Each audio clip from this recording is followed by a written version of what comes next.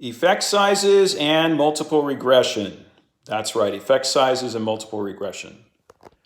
So this is the little last piece in the puzzle for you to be able to do the homework that's due coming up. And how do you calculate an effect size in multiple regression? Well, there's no real eta square. There's nothing like that. As a matter of fact, because it's more of a multivariate technique, multiple regression is, it's more complicated. There are more variables involved, etc. We actually have to use a whole different statistic to do these calculations. That is referred to as F squared. So it's not F as in ANOVA. It's more just called F. This comes from an article by Cohen, but here's our F squared. And the formula is you're going to take R squared from your overall model. You're going to divide that by 1 minus R squared. So here's our example from page 104. Here's our R squared value with just 2 predictors in the model. You can see the 2 predictors here.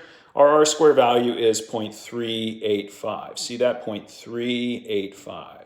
So let's calculate an effect size from that, and it's going to have different cutoffs as well because we're using F squared. So it's F squared is equal to R squared divided by 1 minus R squared. So it's 0.385 divided by 1 minus 0.385.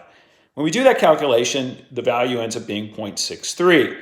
Now, the F squared statistic can go over 1.0. So unlike an eta squared or something like that, which really can't, F squared can get real big. I've seen them as big as 3 and 4. So that's okay. It's okay if they're big. All right. They can go over 1. A lot of times students are like, oh my gosh, it went over 1. That's fine. Over 1 is okay.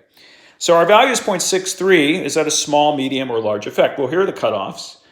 For F squared, a small effect is 0.02, a medium effect is 0.15, and a large effect is 0.35. So this value of 0.63 is a large effect.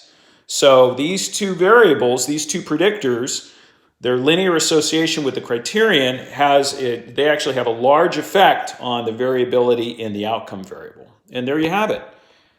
So that is how you do effect sizes in multiple regression using the specialized statistic referred to as F squared. All right.